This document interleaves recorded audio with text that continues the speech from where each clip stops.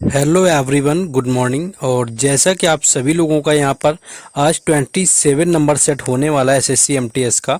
और हमने आपके 26 जो सेट थे ऑलरेडी अपलोड करवा दिए हैं, जो कि आपको प्लेलिस्ट में मिल जाएंगे एसएससी एमटीएस 2024 के नाम से। और साथ ही साथ आपके लिए एसएससी जीडी के लिए भी इम्पोर्टेंट है। तो चलिए शुरुआत करेंगे सेट नंबर 27 की। लेकिन उससे पहले आपको वीडियो को लाइक कर देना है, क्योंकि आप लोग वीडियो को लाइक नहीं करते हैं। और आप लोग इमेजिन आई थिंक नहीं कर सकते हैं, इमेजिन भी नहीं कर पाएंगे, क्योंकि इस समय कितनी आपकी समझ सकते हैं कि यहाँ पर गर्मी कितनी ज़्यादा पड़ रही है। और वीडियो बनाते टाइम मैं यहाँ पर फ़ैन भी ऑन नहीं कर सकता हूँ, क्योंकि फ़ैन ऑन करने से वॉइस का इशू हो जाएगा, क्योंकि फ़ैन की आवाज़ आपको आनी है। तो almost literally I am completely waiting in sweat. आप समझ सकते हैं, मेरा पूरा भीग जाता हूँ कहीं ना कहीं 25 से 30 मिनट में। तो उस आप लोग हार्डवर्क के लिए आप लोग लाइक वगैरह किया करिए, जिससे कि हमें मोटिवेशन मिलता रहे। बाकी शुरुआत करेंगे क्वेश्चन की। यहाँ पर ये मेरी रिस्पॉन्सिबिलिटी थी, मैंने बोल दिया, या आप मेरा अधिकार समझिए। चलिए पहला क्वेश्चन यहाँ पर आ चुका है। Lambadi dance is a folk dance of which tribe and it originated in the Andhra Pradesh. देखिए पहला क्वेश्चन आपको ये याद रखना है कि जो आपका लंबाड़ी नृत्य है ये आपका किस स्टेट से, डायरेक्ट आपसे क्वेश्चन पूछ लेगा।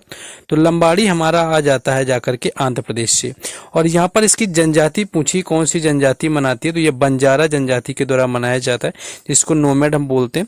और आपको इसको कहीं कहीं बंजारा ना लिख के आपको डायरेक्ट लंबाड़ी भी लिख दिया जाता है, क्योंकि जिस नाम से फेस्टिवल है उसी नाम की जो है यहाँ पर जनजाति भी मनाती है। तो ये आपको इसको लंबाड़ी भी बोल देते हैं, आपकी बंजारा भी बोल देते हैं, दोनों यहाँ पर याद रखना है। आंध्र प्रदेश से रिलेटेड है, एंड आंध्र प्रदेश के साथ साथ ये तेलंगाना से भी रिलेटेड है, क्योंकि आपको पता होगा कि आंध्र प्रदेश और तेलंगाना दोनों क्या है, उसी से हटकर के आपका तेलंगाना बना हुआ था। बाकी कुछ और आप लोग यहाँ पर याद रख सकते हैं। पहली चीज तो ये याद रखिए, लंबाड़ी जो ये डांस है एक्चुअली ये फीमेल यानी कि महिलाओं के द्वारा किया जाता है, ये मेल के द्वारा नहीं किया जाता है। नेक्स्ट आप कुछ और डांस याद रखिए कि आपको भामा कल्पम याद रखना है, कई बार एसएससी के एग्जाम में पूछा गया। भामा कल्पम हो गया, ये भी आंध्र प्रदेश का है। दप्पू अगर आपसे पूछे तो दप्पू भी आपका आंध्र प्रदेश का है। इसके साथ साथ अगर आपसे धीमसा पूछ ले तो धीमसा भी कहाँ का है, आंध्र प्रदेश का है। कोलाट्टम आपसे पूछ ले तो कोलाट्टम भी कहाँ का है, आपका कोलाट्टम भी आंध्र प्रदेश का है। इसके साथ साथ आपका यहाँ का क्लासिकल डांस तो आपको सभी को ही पता होगा कि जो कुचिपुड़ी होता है वो क्लासिकल डांस है, आंध्र प्रदेश का शास्त्रीय नृत्य है। और आपको बोमालू भी याद रखना है, ये भी आपका आंध्र प्रदेश से रिलेटेड है। ये इतने आपको डांस यहाँ से याद रखने हैं। नेक्स्ट आगे हम लोग बढ़ेंगे। नेक्स्ट आपको बता दें, जो लोग नए आए हुए हैं उनके लिए एसएससी एमटीएस 2024 के लिए जीके जीएस का विद एक्स्ट्रा फैक्ट सॉल्यूशन यहाँ पर आ चुका है, जिसमें आपको एसएससी एमटीएस 2022 और 23 के सभी शिफ्टों का पीडीएफ दोनों लैंग्वेज में अवेलेबल है, हिंदी एंड इंग्लिश।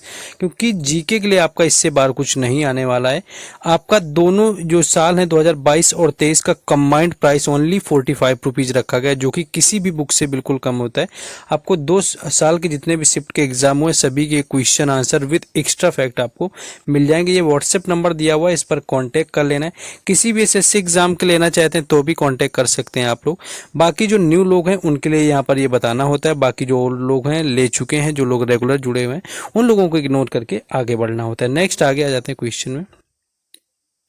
नेक्स्ट है, in which of the following state of India is the largest expanse of alluvial soil of found. यानी कि यहाँ पर आपकी एलुवियल जो सॉइल होती है यानी कि जलोढ़ मृदा आपकी होती है, वो सबसे ज़्यादा इनमें से कौन से राज्य में पाई जाती है। तो यहाँ पर मैं बात करूँ, उत्तर प्रदेश आपका राइट आंसर हो जाएगा, जहाँ पर सबसे अधिक आपकी इनमें से जलोढ़ मृदा पाई जाती है। इसके साथ साथ यूपी के साथ साथ आपका पंजाब में भी अच्छी खासी जलोढ़ देखने को मिलती है। पंजाब के साथ साथ आपकी हरियाणा में भी देखने को मिलती है, आप लोग जानते होंगे पंजाब हरियाणा में अच्छी खासी मिलती है। लेकिन ऑप्शन में देखिए पंजाब और हरियाणा आपका नहीं दिया हुआ है।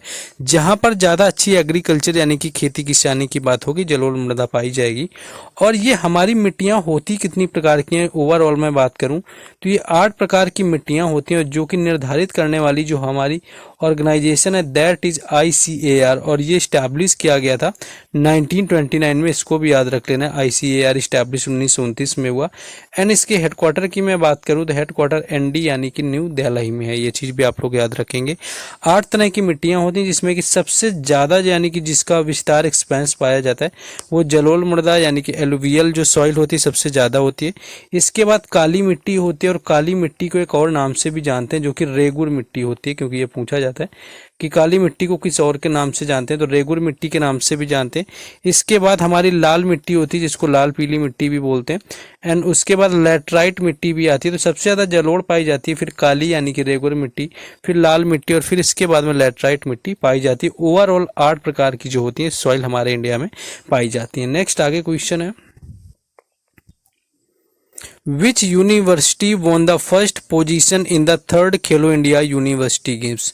देखिए खेलो इंडिया यूनिवर्सिटी की बात मैं करूं तो खेलो इंडिया जो खेलों की शुरुआत ओवरऑल हुई थी जाकर के, ये आपके 2018 के अप्रॉक्स हुई थी। इसमें कई सारे खेल आते हैं, खेलो इंडिया यूथ गेम्स भी हमारा आता है, खेलो इंडिया यूनिवर्सिटी गेम्स आता है, खेलो इंडिया पैरा गेम्स आ जाते हैं। इस तरह से आपके खेलो इंडिया शीतकालीन गेम्स आ जाते हैं, लेकिन यहाँ पर यूनिवर्सिटी के गेम के बारे में बात करी गई। मैंने ऑलरेडी आपको बोला है कि इससे रिलेटेड मैं एक पूरा वीडियो लेकर आऊँगा किसी दिन, जिसमें सारे यूनिवर्सिटी गेम कब कौन से होते हैं उनके बारे में डिटेल में बात करेंगे। तो यहाँ पर मैं बता दूं कि जो तीसरा आपका खेलो इंडिया हुआ था आपका यूनिवर्सिटी गेम, इसका जो विनर रहा हुआ था वो था पंजाब यूनिवर्सिटी। ये विनर रहा हुआ है थर्ड खेलो इंडिया यूनिवर्सिटी का गेम का। और इसका जो आयोजन अगर आपसे पूछे कहाँ पर हुआ है ये, यानी कि हेल्ड कहाँ पर हुए थे, तो वाराणसी में हुआ था। वाराणसी आपको पता होगा उत्तर प्रदेश में आता है, तो ऑप्शन में आपको उत्तर प्रदेश भी दे सकते हैं, देखिए है ना, तो उत्तर प्रदेश भी दे सकते हैं, वाराणसी में हुआ था। एंड पहला अगर आपसे पूछे पहला खेलो इंडिया यूनिवर्सिटी गेम कहाँ पर हुआ था, तो पहला आपका हुआ था उड़ीसा में आयोजन हुआ था, यानी कि पहला कहाँ पर हुआ था जाकर के, तो उड़ीसा में। दूसरा आपका यानी तीसरा जो आपका यहाँ पर बताया हुआ है वो आपका BHU यानी कि वाराणसी उत्तर प्रदेश में इसका आयोजन हुआ था। पंजाब यूनिवर्सिटी इसका विनर रहा हुआ था, जो कि यहाँ पर पूछा जा चुका है। नेक्स्ट क्वेश्चन है, Which conditions causes pain in bones due to improper development of bones and soft weak bones which can lead to the bone deformities। आपका तो ये आपका पूछा गया है कि इनमें से क्या है, यानी कि कौन सी स्थिति है जिसमें कि हड्डियों में दर्द होता है, अच्छे से हड्डी विकसित नहीं हो पाती है। तो इसका कारण क्या होता है, मुख्यतः आपसे पूछा गया है कि इसका कारण क्या होता है जिससे कि हड्डियों में विकृति आपकी आ जाती है। तो ये आपका सूखा रोग होता है। सूखे रोग में क्या होता है कि आपकी हड्डियां पूर्ण रूप से विकसित नहीं होती हैं, डेवलप नहीं हो पाती हैं, कमजोर रहती हैं। एंड इसका रीजन की मैं बात करूं तो विटामिन जो डी होता है, विटामिन डी आपका सूखा रोग होने का कारण होता है। उसी तरह जब आपसे विटामिन ए की बात करी जाएगी तो ये आपका होता है रतौंधी, यानी कि रतौंधी आप लोग जानते होंगे, नाइट ब्लाइंडनेस जो होता है ये आपका विटामिन ए से होता है। एंड विटामिन बी की मैं बात करूं तो बेरी बेरी जो रोग होता है आपका विटामिन बी से हो जाएगा। एंड सी की मैं बात करूं तो आपका विटामिन सी से हो जाता है, एस्कार्बिक आपका एसिड इसको बोलते हैं। एंड स्कर्वी रोग हो जाता है। स्कर्वी आपका क्या होता है, जब मसूड़ों से आपके खून थोड़ा थोड़ा सा ब्लड जैसा आता है, दैट इज स्कर्वी रोग। और विटामिन डी आपको पता ही होगा, और तो ये आपका होता है जाकर सूखा रोग, जिसको हम क्या बोलते हैं, रिकेट्स बोलते हैं। एंड विटामिन के इज ऑल्सो इम्पोर्टेंट, क्योंकि एक क्वेश्चन ये पूछ लिया जाता है which vitamin is responsible for infertility जो आपका होता है, इनफर्टिलिटी जो आपका होता है, एक्चुअली यहाँ पर प्रोनाउंस नहीं हो पा रहा है, जो आपका इनफर्टाइल होता है, इनफर्टिलिटी होता है, यानी कि बांझपन जिसको बोलते हैं एक्चुअली, इसका यहाँ पर आपसे यहाँ पर पूछा है कि क्या होता है यहाँ पर, तो विटामिन के इसके लिए रिस्पॉन्सिबल होता है, यानी कि जो इनफर्टिलिटी होता है हमारा, ये विटामिन के लिए रिस्पॉन्सिबल इसके लिए होता है। तो ये क्वेश्चन भी आपसे पूछा जा चुका है इनफर्टिलिटी का। नेक्स्ट क्वेश्चन है, इन विच स्टेट इज विजय स्तंभ लोकेटेड। देखिए विजय स्तंभ लोकेटेड जो कि मोस्टली क्वेश्चन अगर पूछा जाता है तो ये राजस्थान यहाँ पर राइट आंसर हो जाएगा। बाकी एक और विजय स्तंभ भी है जिससे कम क्वेश्चन देखने को मिलता है। बाकी विजय स्तंभ जो हमारा है, विजय जो स्तंभ लोकेटेड है, ये आपका कहाँ पर है, तो ये दिल्ली में भी है, ये याद रखना है, दिल्ली में है। और दिल्ली वाले का जो निर्माण था वो चंद्रगुप्त द्वितीय ने करवाया हुआ था, यानी कि जो चंद्रगुप्त सेकंड था इसने इसको बनवाया हुआ था, गुप्त आपके पीरियड से रिलेटेड था। एंड इसके टाइम पर जो चीनी ट्रैवलर आया हुआ था वो आया हुआ था फाहियान, ये चीजें याद रखना है। विजय स्तंभ की मैं बात करूं तो ये आपके राजस्थान में भी है। एंड इसका निर्माण करवाया हुआ था राणा कुंभा ने, ये चीज आपको याद रखना है, राणा कुंभा ने इसका निर्माण करवाया हुआ था। और राणा कुंभा से एक और चीज याद रखना है कि यहाँ पर ये पूछते हैं कि कौन सी वो दीवार है जिसको भारत के अंदर चीन की दीवार कहा जाता है। आपको पता होगा कि जो चाइना वॉल है वो कितनी भारी भरकम बनी हुई है, लेकिन इंडिया के अंदर जो चाइना वॉल है वो किसको बोलते हैं, तो वो आपका बोला जाता है कुंभलगढ़ फोर्ट को, यानी कि जो कुंभलगढ़ का किला है, आपको याद रखना है कुंभलगढ़ का जो किला है उसका जो दीवार बना हुआ है वो भारत के अंदर चीन की दीवार कहलाता है। ये क्वेश्चन पूछा जा चुका है, इसीलिए मैंने आपको बताया हुआ है यहाँ पर। नेक्स्ट आगे क्वेश्चन है, देखिए, जो भी मैं क्वेश्चन आपको रिलेट करके बताता हूँ ये कहीं ना कहीं किसी न किसी एसएससी एग्जाम में जरूर आया होता है। मैं ऐसे ही कुछ भी नहीं बताता हूँ, इसीलिए इसमें वीडियो लाने में थोड़ा टाइम लगता है, क्योंकि क्वेश्चन भी वही बताया जाए साथ में जो उससे रिलेटेड पूछा गया है।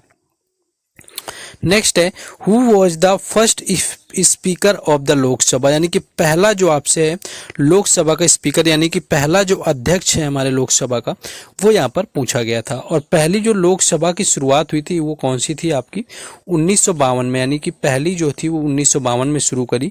और ये क्या थी, जीवी मावलंकर, यानी कि गणेश वासुदेव मावलंकर इसका राइट आंसर हो जाएगा, जो कि हमारे पहले अध्यक्ष यानी कि स्पीकर थे लोकसभा के।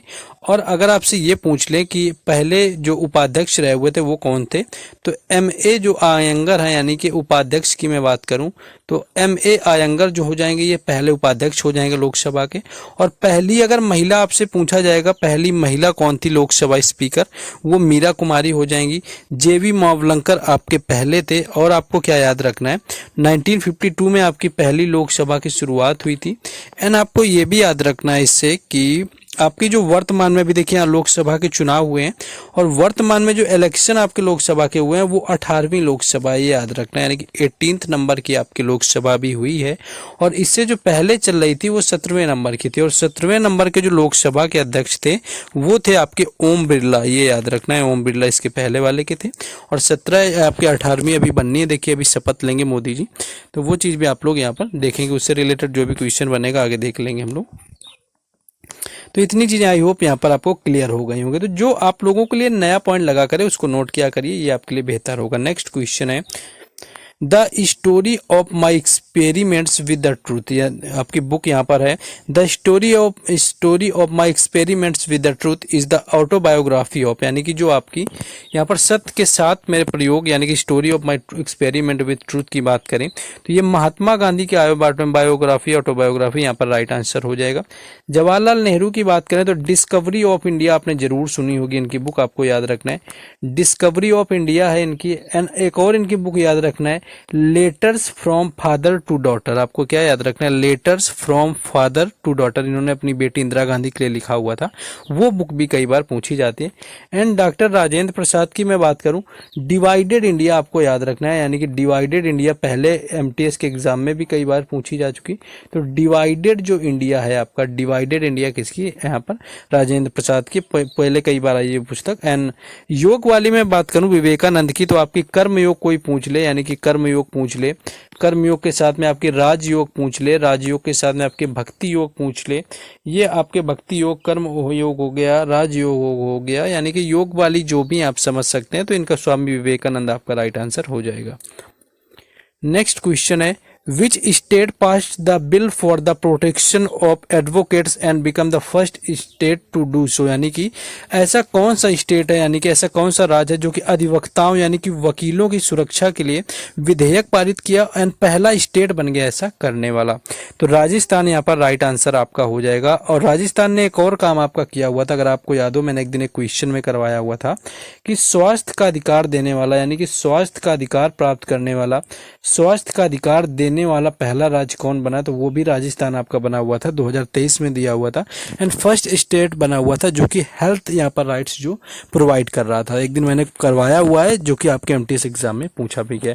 तो एडवोकेट्स के लिए राइट एंड हेल्थ के लिए राइट देने वाला जो पहला स्टेट कौन है, राजस्थान है। नेक्स्ट क्वेश्चन है, Who is the given credit for the establishment of the Servants of Indian Society, यानी कि सर्वेंट्स ऑफ इंडिया सोसाइटी की जो स्थापना है यानी कि स्टैब्लिश है वो किसने किया, तो यहाँ पर आपका गोपाल कृष्ण गोखले इसका राइट आंसर हो जाएगा। गोपाल कृष्ण गोखले ने इसकी स्थापना करी।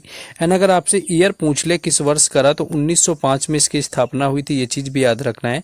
एंड आपके बात करें गोपाल कृष्ण जो गोखले थे ये महात्मा गांधी के गुरु थे, यानी कि राजनीतिक गुरु की मैं बात करूं तो महात्मा गांधी के राजनीतिक गुरु थे, ये भी क्वेश्चन पूछा जाता है। एंड एक दिन मैंने आपको करवाया हुआ था CR दास, यानी कि जो चितरंजन दास हैं वो किसके राजनीतिक गुरु हैं, क्योंकि आपका पूछा भी गया था, तो सुभाष चंद्र बोस के हो जाएंगे।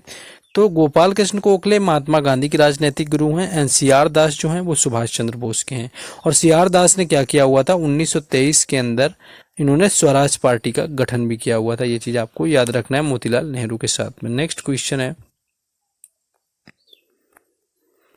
नेक्स्ट है the value of all final goods.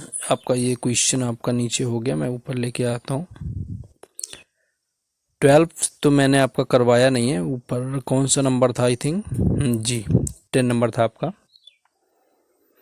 The value of all final goods and services produced within a country during a year is known as, यानी कि एक साल के भीतर किसी देश की सीमाओं के अंदर जिस किसी का प्रोडक्शन होता है वो आपको क्या कहलाता है, तो दैट इज कॉल्ड आपका जीडीपी, यानी कि जीडीपी कहलाता है, जो कि सकल घरेलू उत्पाद, ग्रॉस डोमेस्टिक प्रोडक्ट यहाँ पर राइट आंसर हो जाएगा ये आपका यहाँ पर। नेक्स्ट क्वेश्चन आगे है।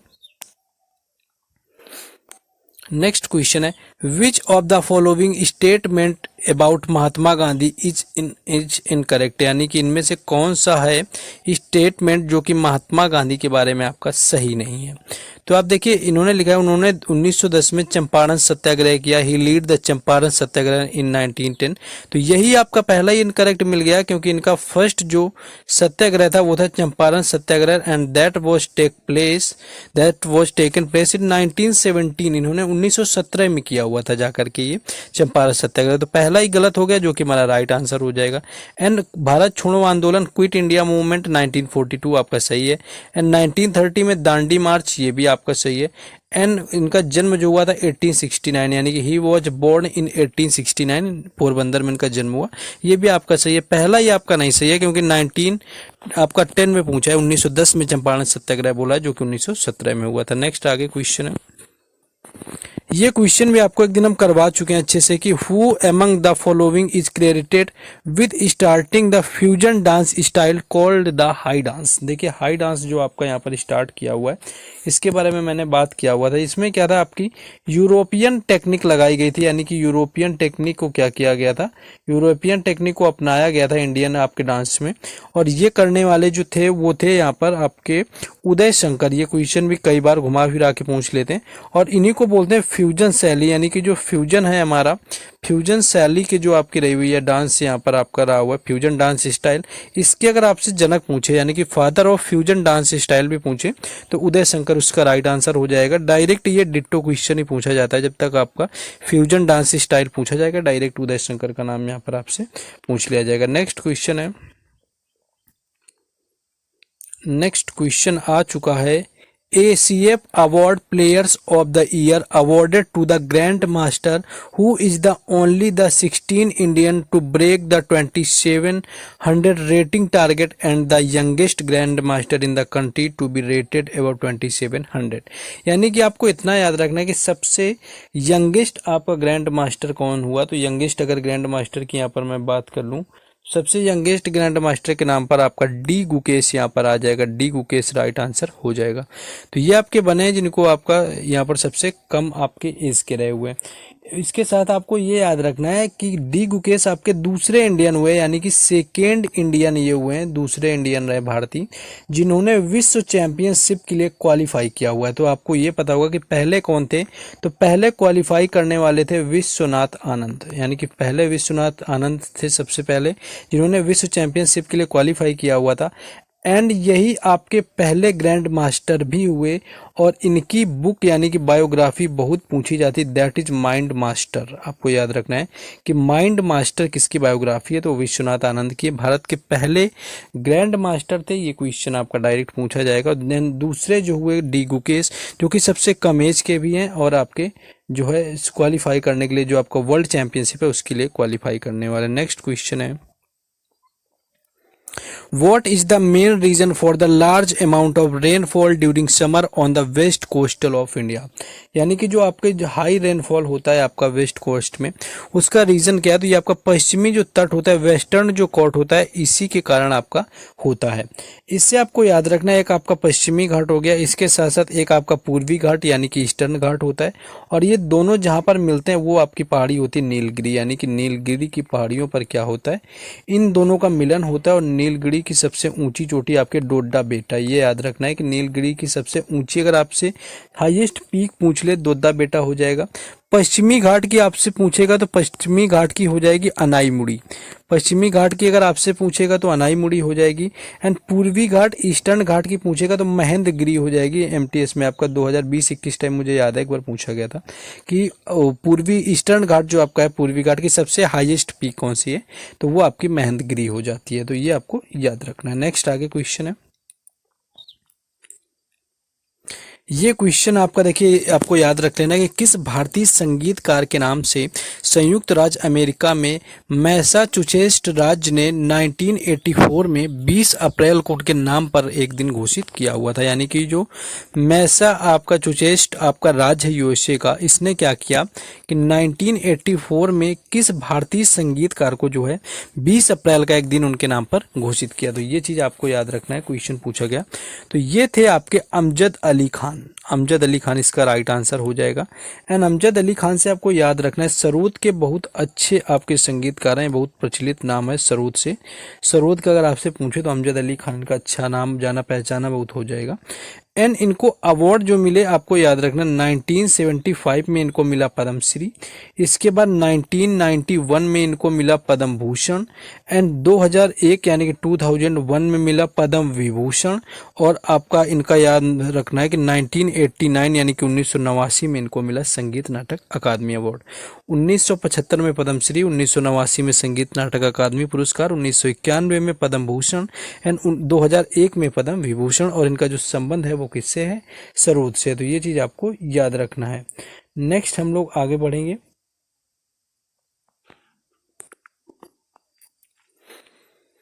नेक्स्ट क्वेश्चन है, who was the music director of the famous film Sholay release इन 1975। शोले अगर आपने नहीं देखी तो फिर आपने क्या देखा। और ऐसा कोई है जो अभी करंट में वीडियो देख रहा है और उसने शोले मूवी ना देखी हो? मुझे तो नहीं लगता है, शायद उसने नहीं देखी होगी मर्जी से, तो घर वालों ने दिखा दी होगी, क्योंकि घरों में चलती थी एक टाइम पर शोले मूवी, तो देखने को मिल जाती थी। अब तो लोग कम ही देखते हैं। तो शोले मूवी की मैं बात करूं, इसके जो म्यूजिशियन आपसे पूछे गए संगीतकार, तो वो थे आपके R D Burman. R D Burman इसके म्यूजिशियन थे। एंड आर डी बर्मन से एक क्वेश्चन आपका और ये पूछा जाता है कि किस आपके म्यूजिशियन को, यानी कि किस सिंगर को पंचम दा के नाम से जानते हैं। एक दिन मैंने आपको क्वेश्चन करवाया भी था क्योंकि पूछा गया था।